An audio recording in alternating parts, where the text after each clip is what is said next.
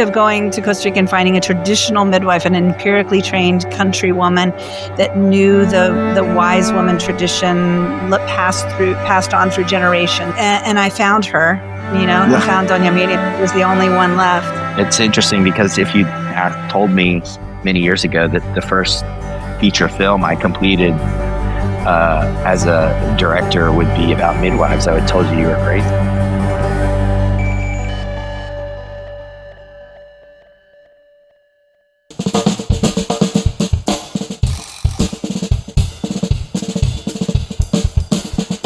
Welcome to the musical Innertube. I'm Don Rooney. I'm John Timpane. On this podcast, we talk to interesting people about their interesting lives, jobs, hobbies, and passions. Difference makers who really make a difference. We have a couple of wonderful guests on today's musical Innertube.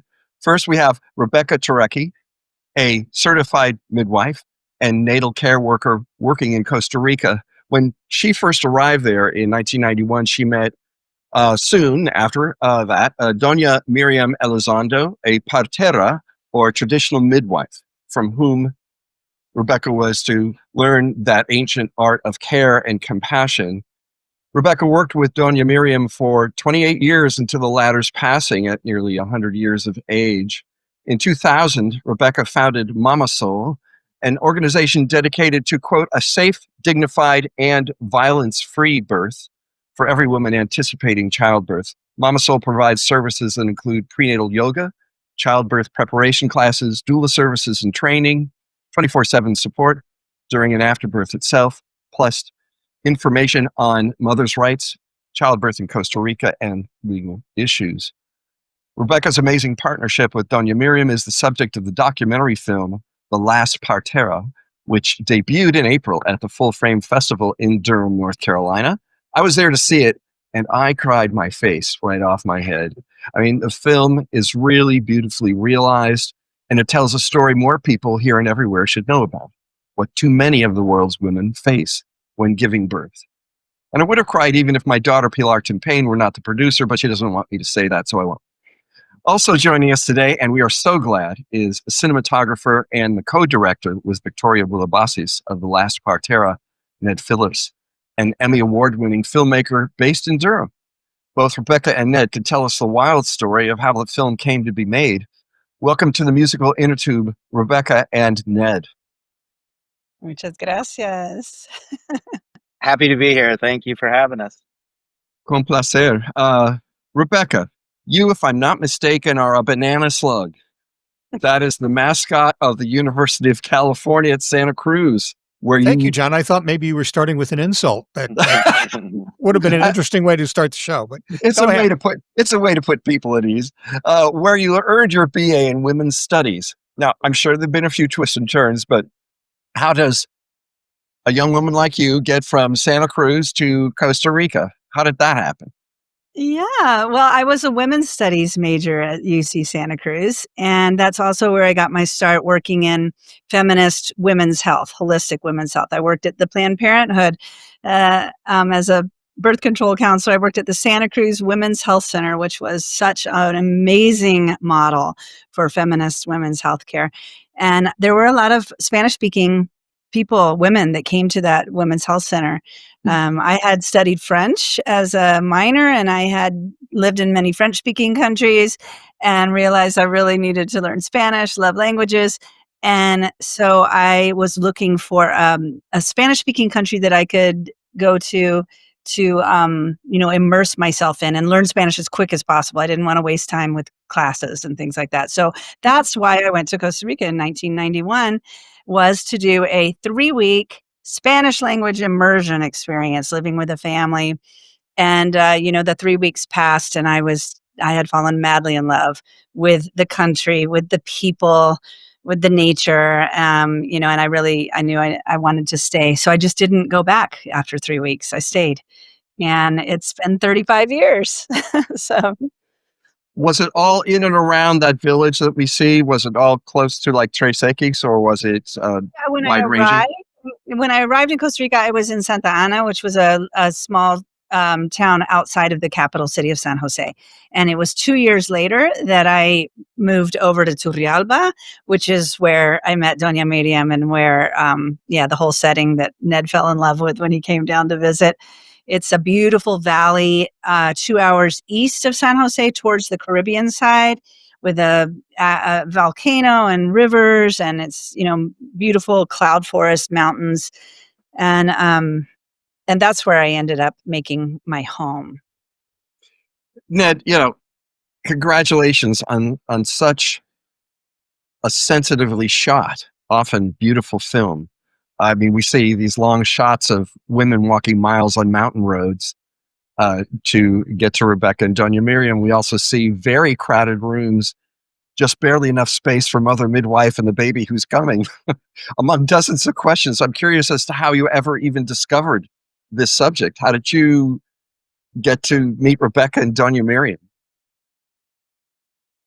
Yeah, well, I mean, thank you for those nice comments. I mean, that, one of the things we really wanted to do with the film was make people feel present and sort of have that experience along with the characters in the film. So the fact that it feels that way is a testament to, I guess, us being able to pull it off. But yeah, I met Rebecca in 2015 when I was visiting Costa Rica. I was visiting and house sitting for a friend down there who had actually, Rebecca had been their midwife. And seeing as I was going to be in the country for a couple of weeks, I said, well, who do you know that I could meet and hang out with to have a local contact? And Rebecca and I had lunch, and she started telling me about her life as a midwife. And I am so green at this point. I mean, I barely knew what a midwife was. And it was just the story she was telling me about what the lifestyle was like. It just sounded really fascinating. But then I got really excited when she told me about Doña Miriam, the fact that she'd had this mentor that she'd been learning from for decades. And she asked me if I wanted to meet her. Now my documentary brain is working, and I'm like, yes, of course I do. So we drove from Turrialba out to Tres Equis and had coffee with Doña Miriam, and I brought my camera along, and we had a wonderful visit. She was flirting with me, and she was joking, and she was just a magnetic personality that I just knew would play really well on camera. And then when I saw Rebecca and Doña Miriam's relationship, it just indicated to me that this was something really special and this was something really beautiful that should be documented. So I just took some photos of our visit, and I know that Rebecca had been really interested in just trying to capture some of Doña Miriam while she was still here. And so we discussed the possibility of doing a project. So I went back to North Carolina and pulled together a micro crew, and we went down there to shoot what was intended to be about a 15-minute short film. And a decade later, we have a feature film, and it's finally done. But once we got kind of immersed in the world and the people, like, it really sort of expanded out, and it felt like something that we really needed to pursue and wanted to pursue. And in documentary, you kind of sometimes you chase threads that don't end up working out, or you shoot so much that some things can't be included. But we met so many amazing and interesting people and encountered so many wonderful stories that weren't in the film. But these are the hard decisions you have to make when you've got a time limit and that kind of thing. So we're really proud of the film and really gracious to Rebecca and everyone in Costa Rica who opened up their lives and their worlds to us, because the movie works because of that intimacy and that trust, and it is a testament to Rebecca and the relationships she has with her moms and families that we were able to get that close. Ned, how did you get your documentary brain? What is your background as far as being able to get into that particular profession? That's a good question. That's something I've tried to figure out myself, because I can't stop. and I don't know what else I'd be doing if I wasn't doing that. I think part of it just because has to do with I'm a curious person. I want to know people. I always have questions. I'm thinking about and looking for how things connect. So I think that's one element of it to it. I'm also a visual. He's a Sagittarius. This is important. Yeah. Yeah. I guess a bit of a wanderer, journeyman, perhaps, seeker of adventures, and that's actually a big part of it. I think documentary filmmaking appeals to me because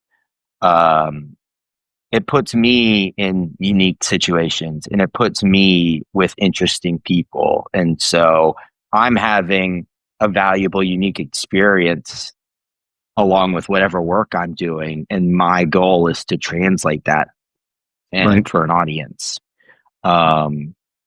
So yeah, I started to learn about, I've always been interested in movies, and, through college and into, sort of post college, I really started to learn about the craft of filmmaking, and documentary really, moved to the forefront because it was something that I could do with just me and a camera.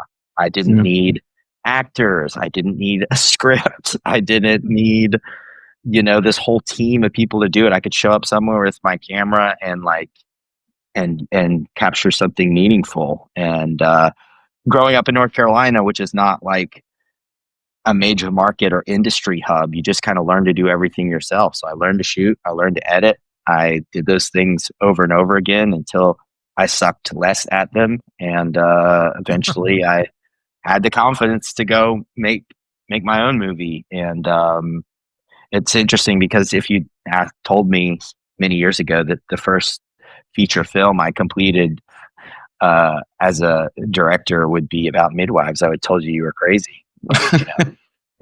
I kind of believe the stories find you in some ways, and I'm really grateful that I was in the right place at the right time, and that Rebecca trusted me and Victoria and Pilar to kind of make it happen. So, Rebecca, some of our listeners might have been taken aback by the word nonviolent in the slogan of Mama Soul, that one of the things that you stand for is nonviolent childbirth. And one of the things that you and Ned and Pilar make so clear in this movie is just how rough women are treated in the hospitals of Costa Rica, and of course throughout the world. Women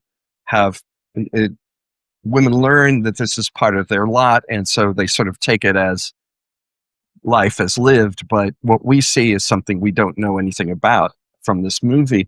I'm wondering, since you've been there, how, if at all, has that situation progressed?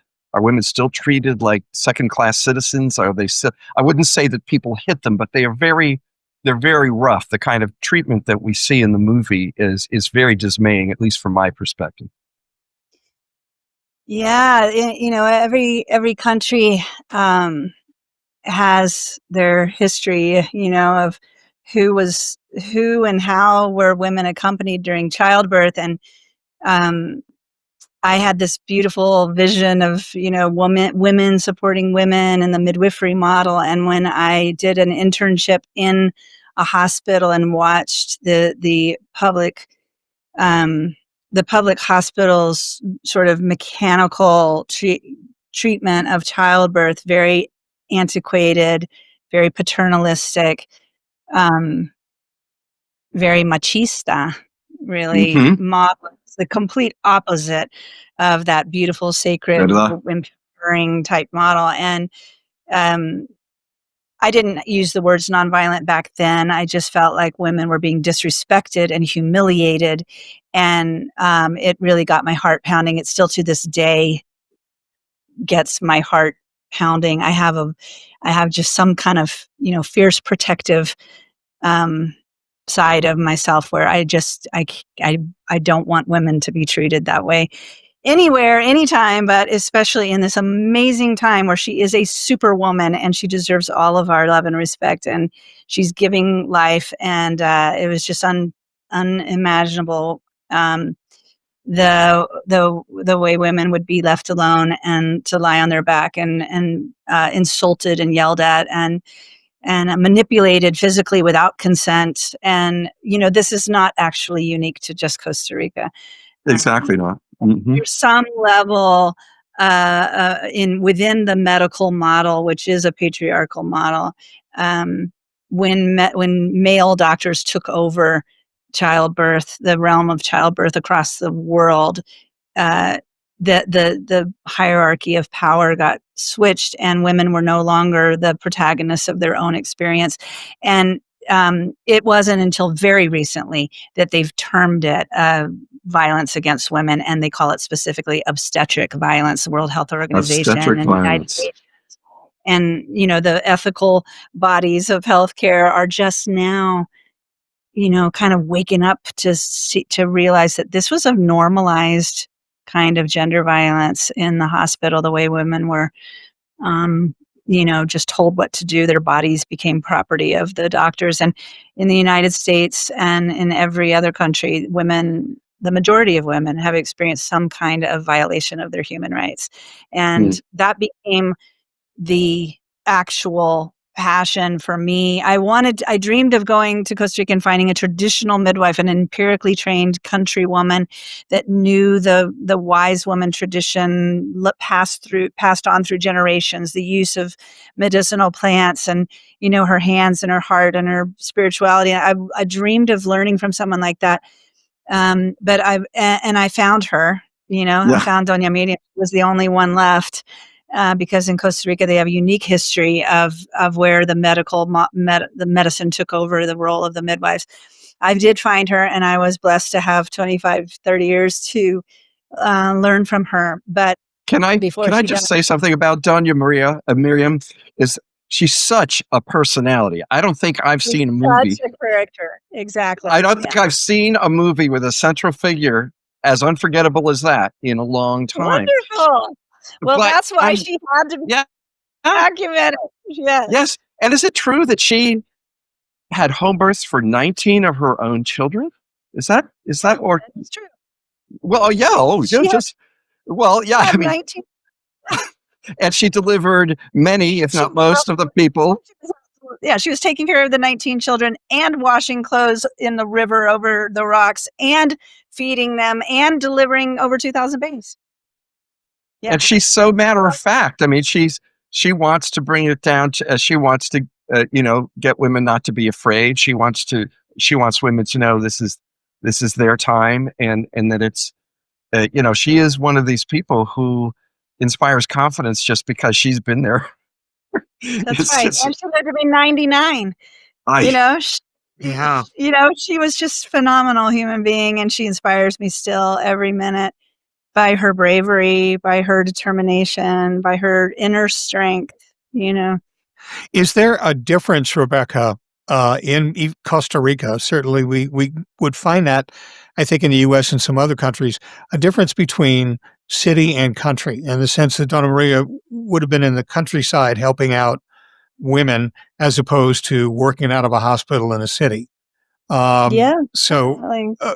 do the hospitals in Costa Rica all, do they take midwives? Do they acknowledge at all what's happening in the countryside?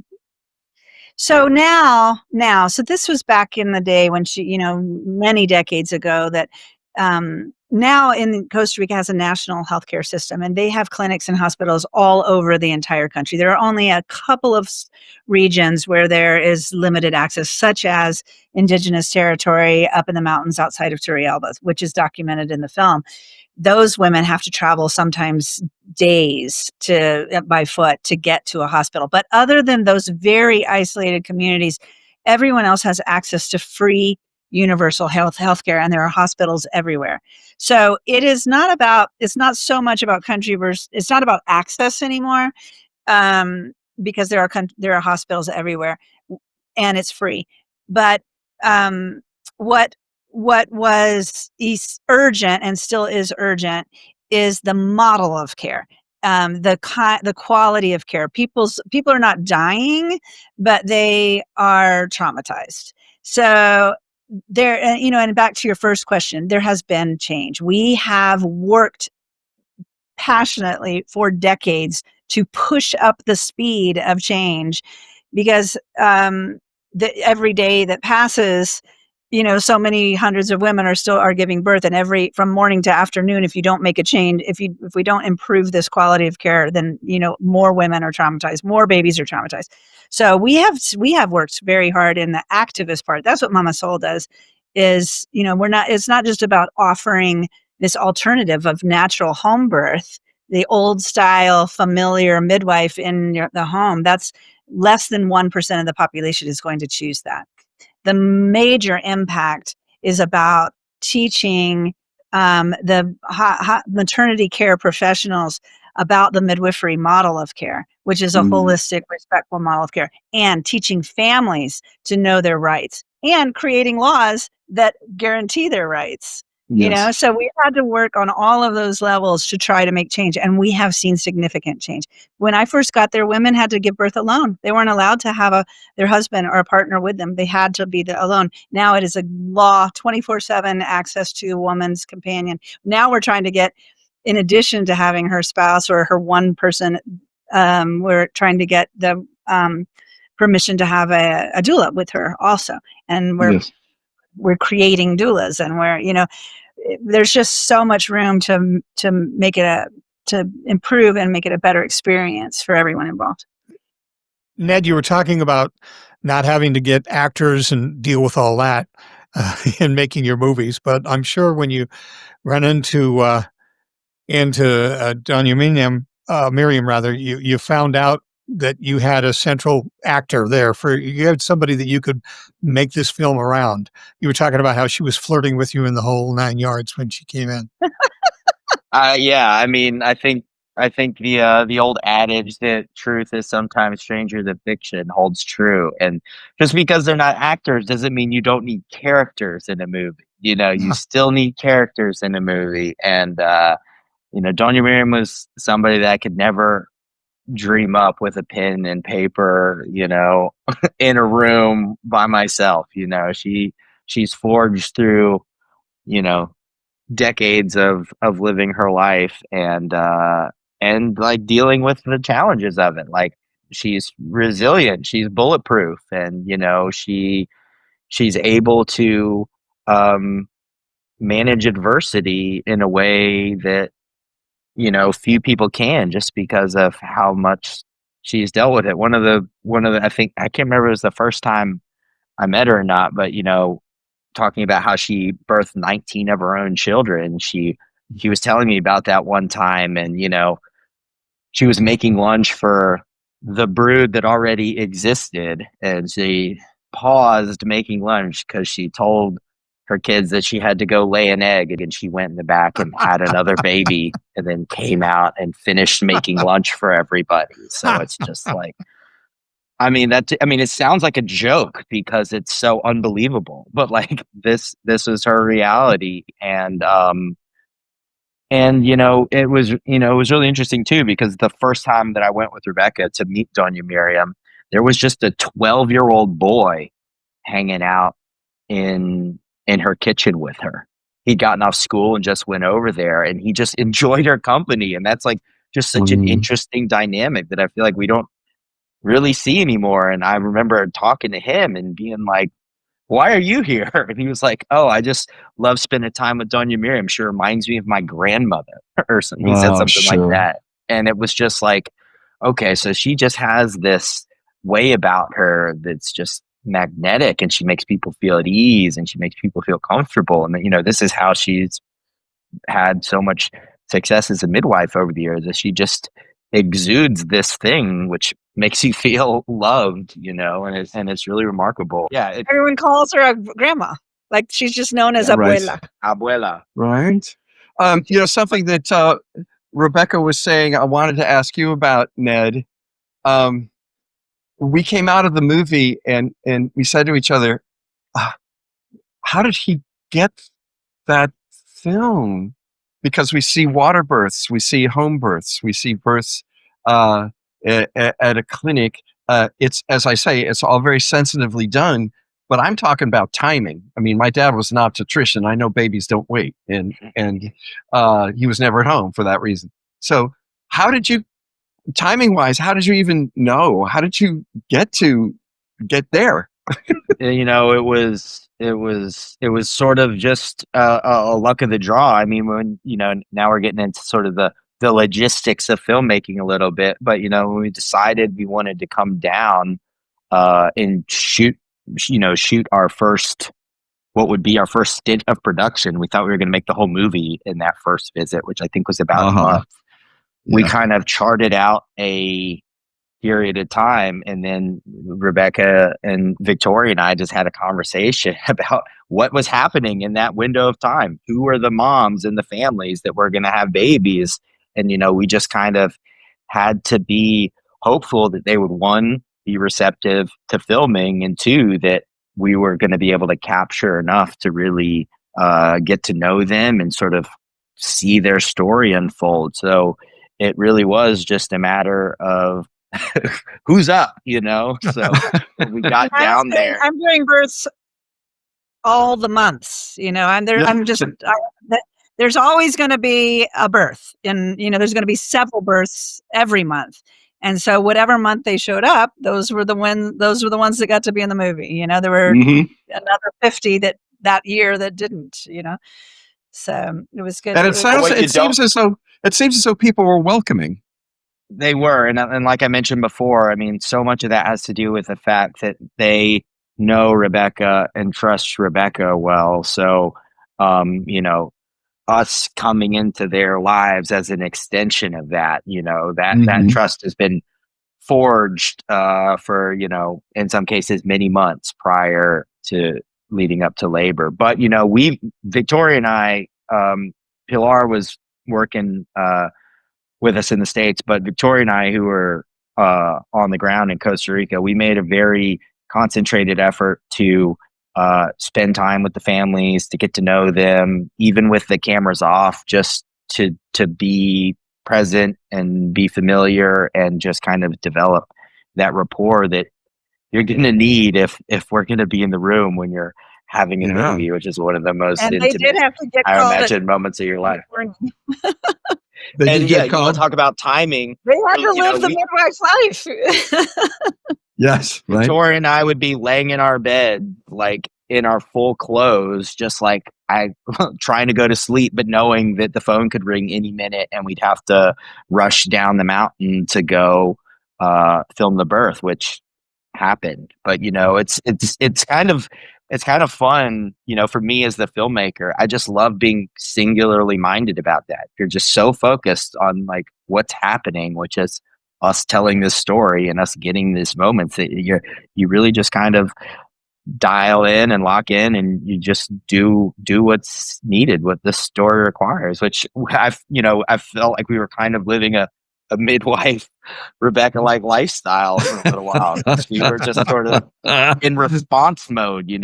There's some things we can control in the filmmaking process and some things we can't. And when the baby comes is one of those things that we can't. So we just had to be ready and try and get it as best we could when the time came.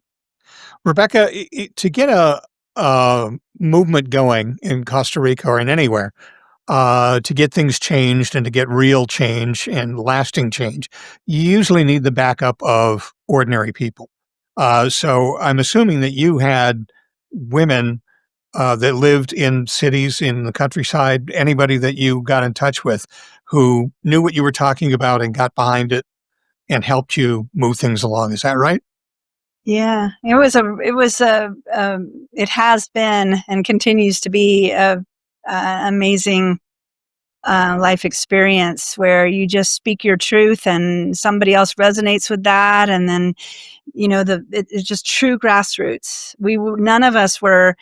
I mean, as a matter of fact, my midwife partner Marie from Canada and myself, we weren't disenfranchised. We didn't even speak that great of Spanish. We weren't local. We didn't have friends in the government or friends in the hospital.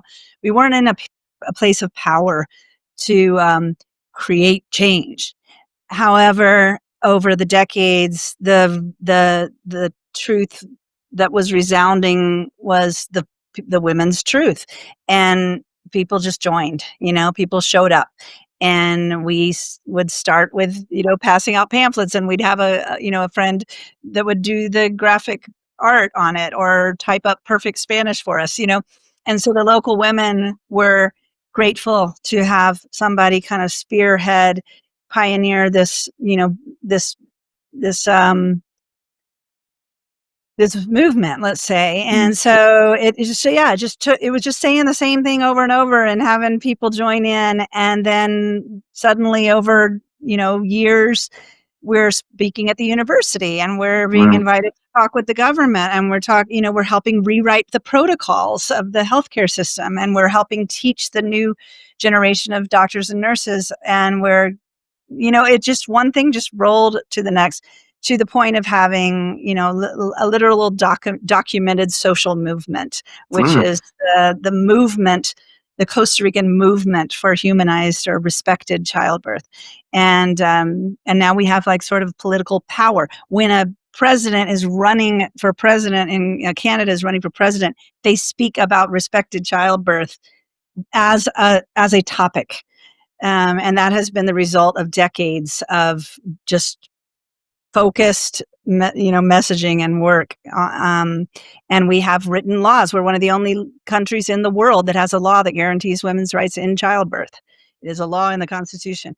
And I'm going to get water birth and stuff. And that's my new vision. I have these visions and I just got to go for them. I step by step until Costa Rica becomes, a world model.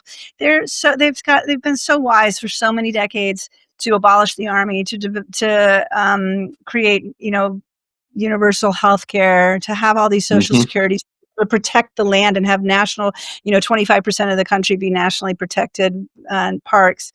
They made so many wise decisions, and I just feel like there's no reason why they can't be a model for childbirth also eventually. I think one mistake sometimes people make is to think that patriarchy is about guys. It's even bigger than that. It's about a way of thinking. It's a way of seeing the world first and foremost. There can be women who absorb patriarchal thinking. There's plenty of them. And it's just that guys happen to be stupid and smelly. But putting that to the side, I'm wondering, in Costa Rica, what form does the feminist message take? It can't be the same as it is here. So can you characterize the difference of the feminist movement? Yeah. Well, we've got the Latin American culture as this machismo part that's pretty intense and alive and well. And the women have also internalized machismo and support and enable machismo. And so,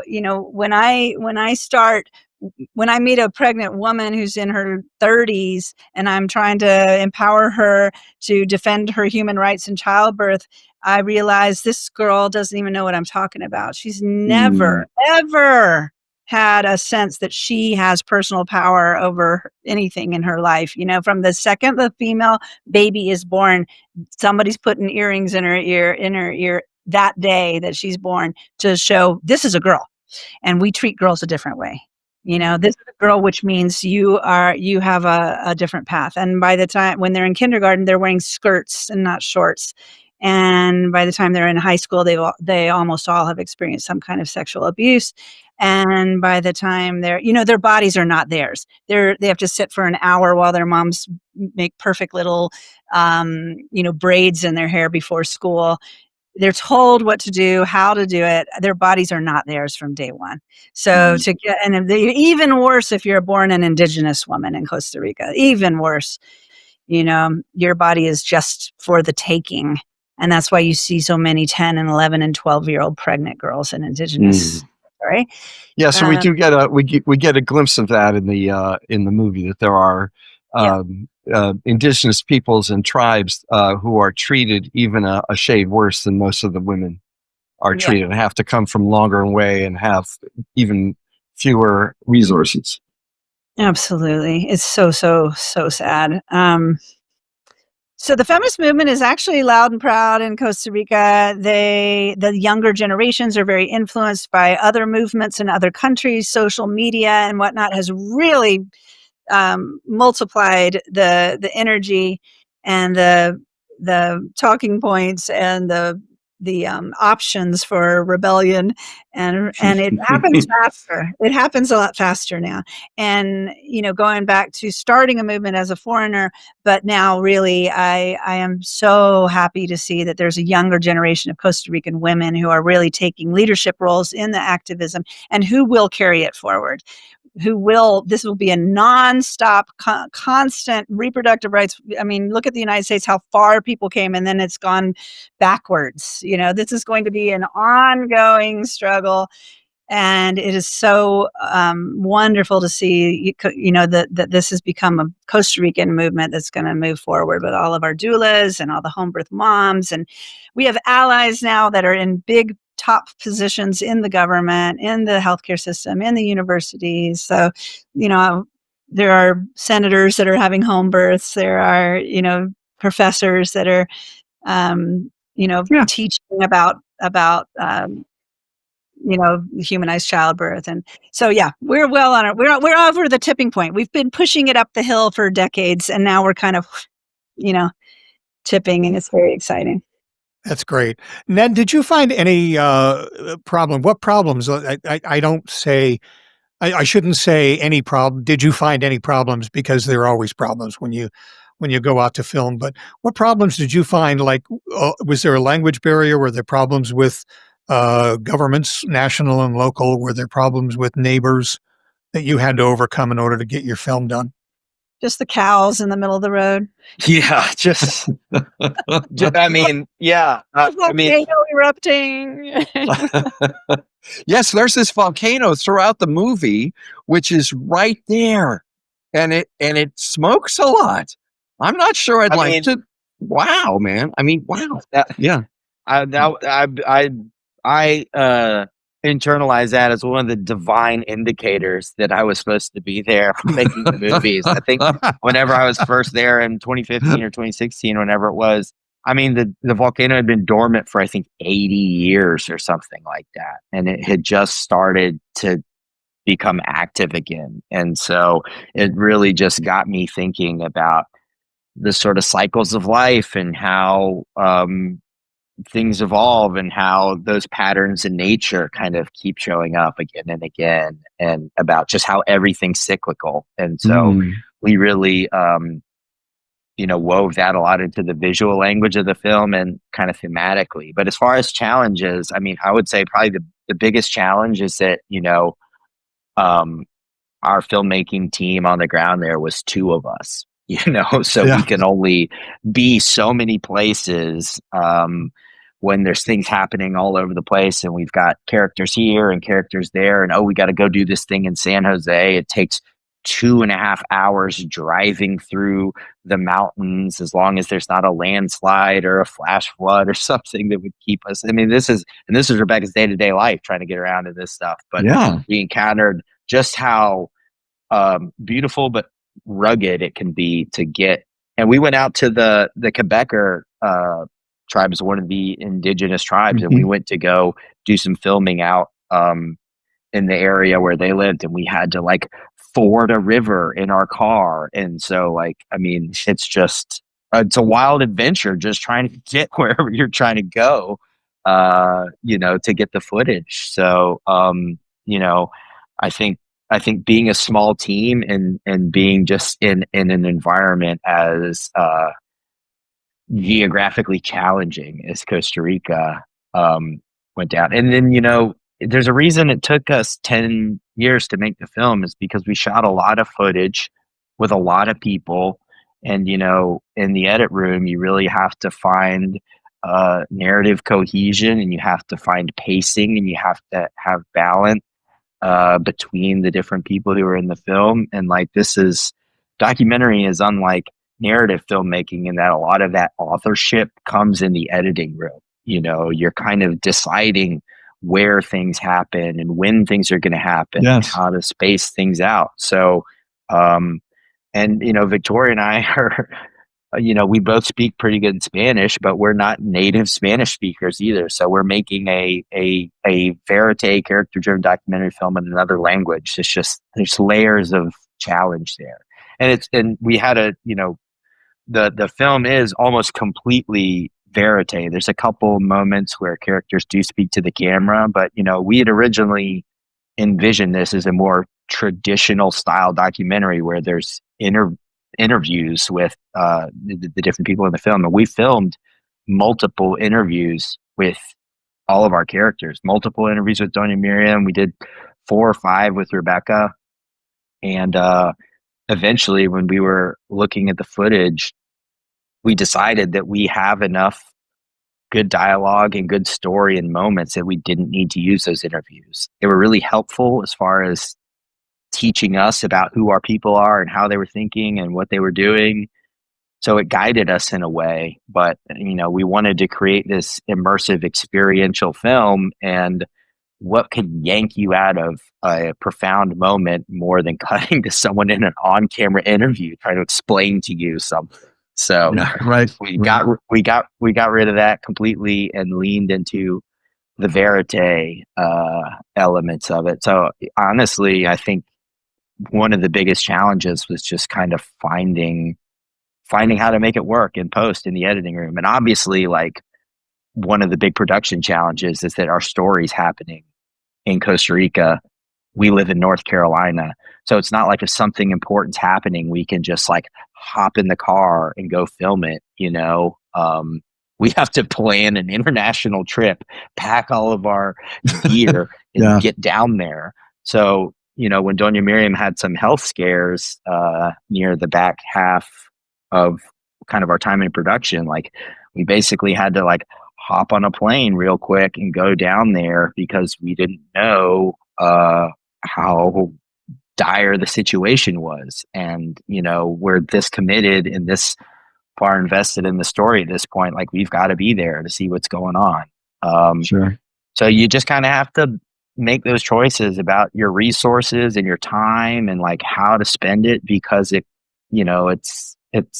hard to budget all that stuff and keep your sanity and not like run yourself ragged. Were we there for every moment that we wanted to be? Definitely not. But were we really thoughtful and strategic about the things we needed to get and wanted to get and trying to get them?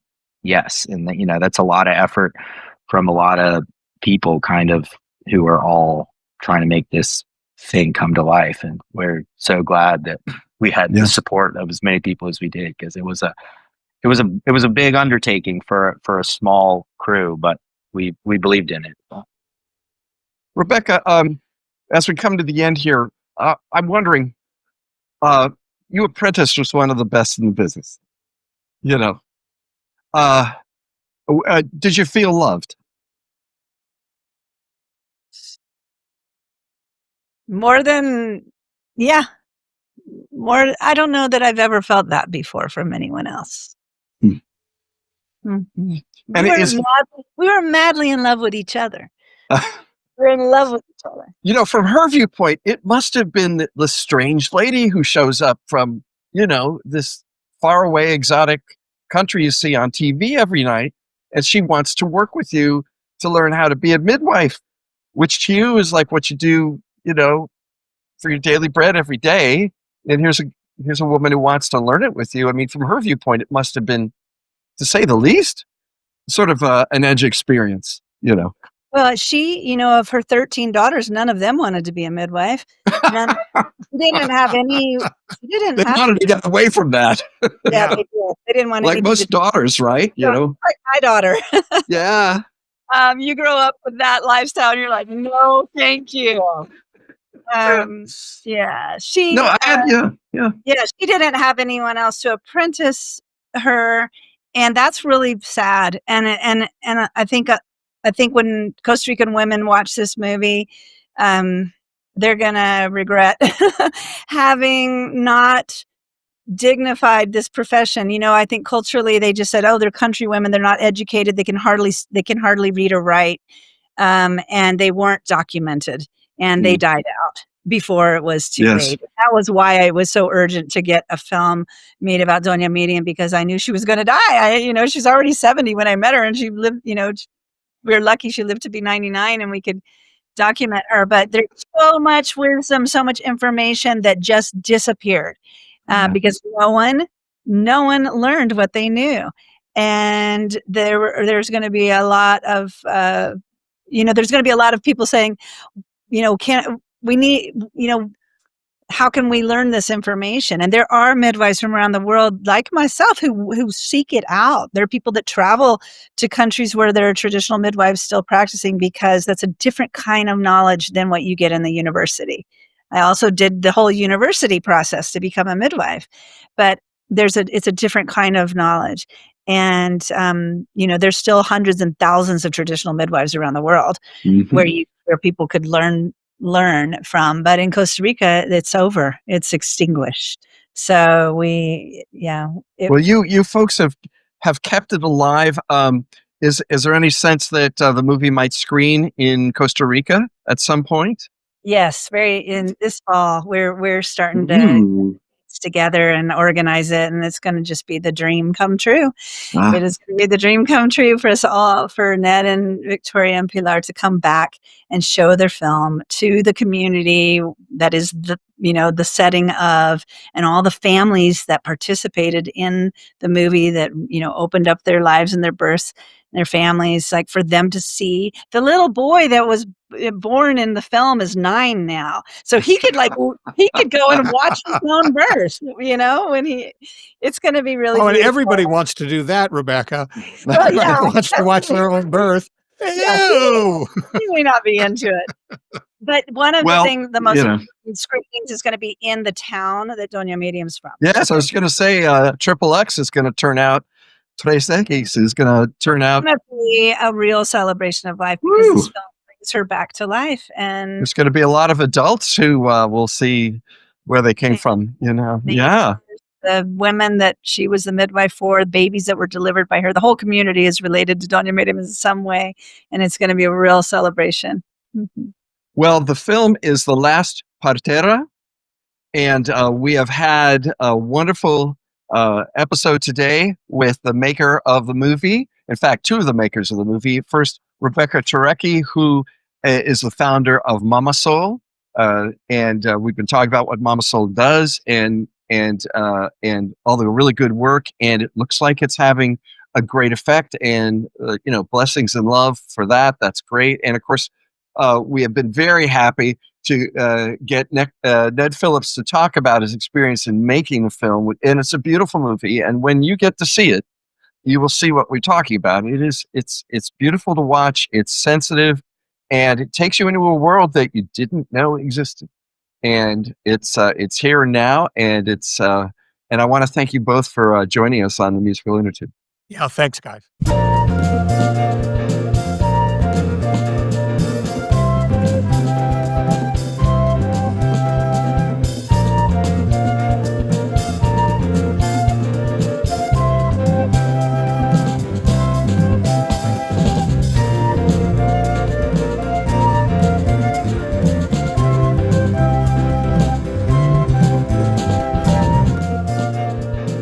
And thank you for listening to the Musical Innertube. Send us an email at musicalinnertube, all one word, @gmail.com. Or log into our website, musicalinnertube.com, and click on the microphone in the lower right-hand corner to leave us a voicemail. And while you're on our website, take a few minutes to listen to past episodes of the podcast, along with pictures and biographies of our guests, blog posts, and lots more. Our thanks to virtual band Car Radio Dog for providing us with our theme music.